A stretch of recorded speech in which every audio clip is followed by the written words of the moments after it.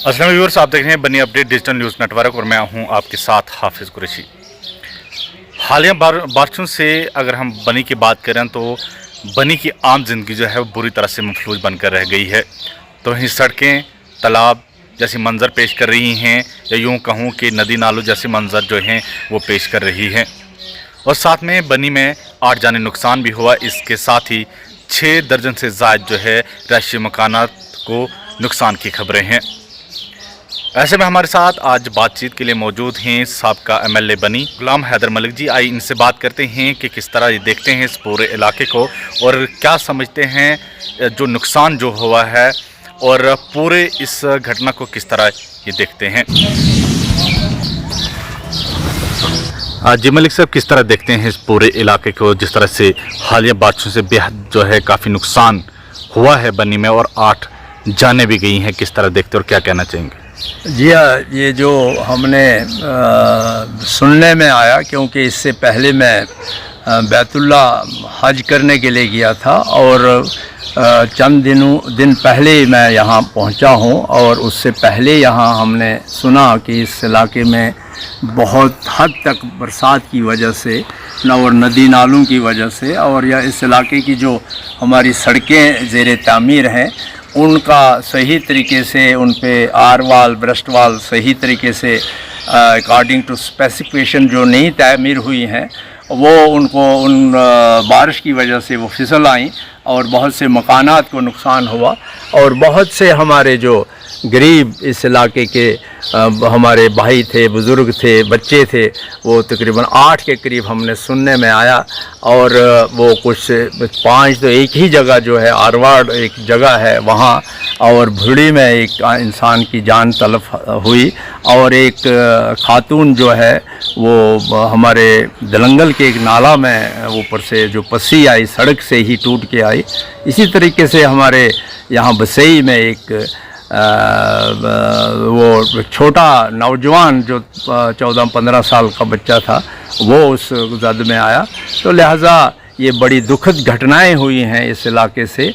और इस इलाके में जो ये पहली बार मुझे सुनने में आया कि इस कदर जो नुकसान हुआ और ये भी देखने को आया कि जो हालात हुई है इस इलाके की इन बारिशों की वजह से पूरी ज़मीनें बह गई हैं, पूरे मकानों को नुकसान हुआ है, नदी नाले इस कदर वो उस तब्दील हो चुके हैं, पूरे खंडरात बन गए हैं ये इस बहार की वजह से, तूफ़ान की वजह से। तो पूरा इलाका मुतासर हुआ है। तो मैं चाहता हूं कि सरकार इन इलाकों की तरफ तवज्जो दे। यहाँ जिस कदर हमारी ज़मीनें या जिस कदर हमारी फसलों को नुकसान हुआ है या घरों को नुकसान हुआ है उनकी भरपाई की जाए।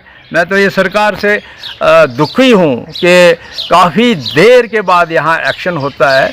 अगर पहले इन इलाकों की तरफ तवज्जो दी होती, हम तो काफ़ी 2-3 साल से कह रहे हैं कि सड़कें जो हैं गैर मियारी जो इन पे वो मटेरियल लग रहा है, यहाँ रेत जो है हल्का लग रहा है, यहाँ पत्थर जो है शिंगल मेटल जो है यहीं के पत्थर से ही वो खसला पत्थर जो है कच्चा पत्थर जो डाला जा रहा है। लिहाजा इससे हमारा यहाँ का सिस्टम जो है धर्म बरम है और यही सड़कें जो हैं बह के आई हैं और सड़कें ही उनका जो बेस निकल के आया है और नीचे नुकसान हुआ है हमारे देहात में, हमारे गांव में, हमारी ज़मीनों का, हमारे मकानों का, हमारी जानें के तलफ हुई हैं।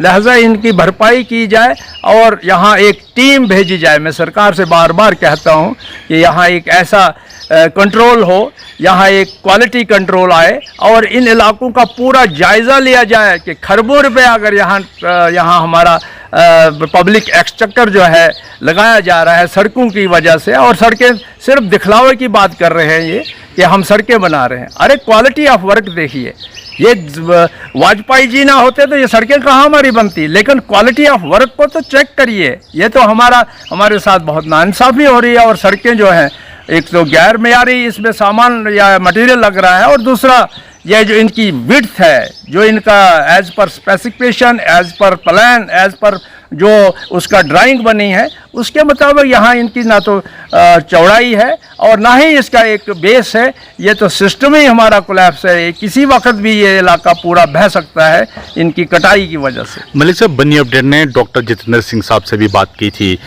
इस पूरे हादसे पर, तो वहीं उन्होंने भी जिस क्वालिटी वर्क की आप बात कर रहे हैं उसी क्वालिटी वर्क की वो भी बात कर रहे हैं कि हमने जो है वो डायरेक्शन दे के रखी है कि इस पूरे जो भी तरक्याती काम हो रहे हैं उन पे क्वालिटी वर्क हो। और उन्होंने कहा कि ये देखना जो है वहाँ के लोकल जो डीडीसी हैं, बीडीसी हैं, उनका काम देखना है, जो सरपंच हैं उनका काम देखना है। तो वहीं यहाँ पर देखा जा रहा है ज़मीनी सतह पर ठेकेदार जो हैं वह अपनी मनमर्जी कर रहे हैं, तो वहीं जो डिपार्टमेंट है वो उनके सामने जो है घुटने टेक बैठा हुआ है, नतमस्तक है, कोई भी बात जो है सुनने के लिए तैयार नहीं होते हैं। और किस तरह इस पूरे मामले को देखते हैं, क्या समझते हैं? मैं तो ये समझूंगा, ये कहूँगा कि एक हमारे देश के मंत्री और एक बहुत जिम्मेदार इंसान एक गैर जिम्मेदाराना बयान दे रहे हैं कि इसके लिए हमने लोगों को तैनात किया है इसकी क्वालिटी ऑफ वर्क को देखने के लिए। अरे किस लिए है क्वालिटी कंट्रोल, किस लिए बनाया है? टेक्निकल, क्या ये हमारे PRIs ये टेक्निकल हैं या इनके पास कोई टेक्निकल ट्रेनिंग दी है आपने कि हम मटेरियल को चेक करें? इस समय मलिक साहब जब भी बात की जाती है इस क्वालिटी वर्क के लेकर हमेशा लोग यहाँ पर आवाज़ उठा रहे हैं, चिल्ला रहे हैं। तो जिस तरह से आपने कहा कि जितना भी नुकसान हुआ है वो जो है कारण जो बना है वो ये सड़कें बनी हैं। लोग जब जब आवाज़ उठाते हैं तो डिपार्टमेंट के लोग कहते हैं कि 5 साल का टेंडर जो है इनके पास है, 5 साल का काम इनका है। लेकिन जो जाने जाती हैं जब नुकसान होता है लोगों का तो डिपार्टमेंट उस समय अपनी जो है रिस्पॉन्सिबिलिटी क्यों नहीं मानता? इस चीज़ को किस तरह देखते हैं? जी है, ये तो बदकिस्मती की बात है। अगर ये हमारे एक मंत्री जी ने जो स्टेटमेंट दी है उनका फ़र्ज़ बनता था, उनको एक टीम भेजनी थी, एक इसका क्वालिटी चेक होना चाहिए था, इस इलाके की पूरी देख रेख होनी चाहिए थी। तो वो तो यहाँ के MP हैं, ये हमारे लोगों ने दिल जान से उनको वोट किया है, कास्ट किया है। तो वो सिर्फ हवाई फायर उड़ाने, ये तो मैं कहता हूँ गैर जिम्मेदाराना सिस्टम है। हम जिस वक्त मैं खुद आपको ये कहूँगा उस वक्त तो बहुत कम पैसा होता था, लेकिन हर 6 महीने के बाद हम उसको चेक करते थे, उसकी क्वालिटी चेक करते थे। और वो काम भी देखिए पुराने जो हुए हैं आज तक भी स्टैंड है। ये तो 10 दिन के बाद ही ये निकल आता है रोड, ये 10 दिन के बाद ही डंगे निकल आते हैं और लगाते नहीं हैं कुछ। ये तो बिल्कुल, ये तो तबाही है, ये तो पैसा बर्बाद हो रहा है। और मैं तो सीधा सीधा कहूँगा कि इसमें हमारे जो भी सरकार है वो मुलव्वस है और ठेकेदारों के साथ सांठगांठ रख के इस इलाके को लूटा जा रहा है। मलिक साहब, आखिरी सवाल लेना चाहूँगा। एक बड़ा भ्रष्टाचार जो है वो सामने आ रहा है, बड़ा घोटाला जो है सामने आ रहा है कॉन्ट्रैक्टर के नाम पर। ठेका किसी और के नाम पे होता है, टेंडर किसी और के नाम पे होता है, आगे सबलेट पे सबलेट, सबलेट पे सबलेट दिया जाता है। तो इसको किस तरह देखते हैं पूरे मामले को? ये तो गैर कानूनी है, ये तो बिल्कुल सरासर गैर कानूनी है। क्योंकि जिस वक्त टेंडर होता है वो ठेकेदार जिम्मेवार होता है, उसी को काम करना होता है। ये रूल है हमारा, ये एक देश के रूल बने हुए हैं। ये तो गैर जिम्मेदारी सिस्टम से ठेकेदार अपने दाल दलिया करता है, अपने घरों में बैठ के आगे कुछ लोगों को सबलेट करके वो जो भी चाहे, वो जो भी मटेरियल चाहे, उसकी कोई जिम्मेदारी नहीं होती। तो मैं चाहता हूँ कि उस ठेकेदार को जवाबदेह होना चाहिए और उस इंजीनियर को जो वहाँ तैनात है, वहाँ जो भी AEE JEE एक्शन जो है वो जिम्मेदार होने चाहिए और उनको जिम्मेदार ठहरा के इसकी इंक्वायरी हो। और जहाँ भी ये जो क्वालिटी ऑफ वर्क कम हुआ है या गलत हुआ है उनको उनकी पे से काटा जाए वो पैसा। बहुत बहुत शुक्रिया सर बात करने। Thank you. बनी वैली का एक ऐसा रेस्टोरेंट जो बेहतरीन डाइनिंग टेबल के साथ साथ जहां भोजन में अपने ग्राहकों को पहाड़ी मसाले और प्योर ऑर्गेनिक सब्जियों को परोसा जाता है। तो आए पहाड़ी फ्लेवर से भरा स्वादिष्ट भोजन का आनंद ले काजल रेस्टोरेंट में, जहां भोजन बनाने से पहले किचन की साफ सफाई का रखा जाता है पूरा ख्याल, जिसका पता है काजल रेस्टोरेंट नियर PNB बैंक बनी।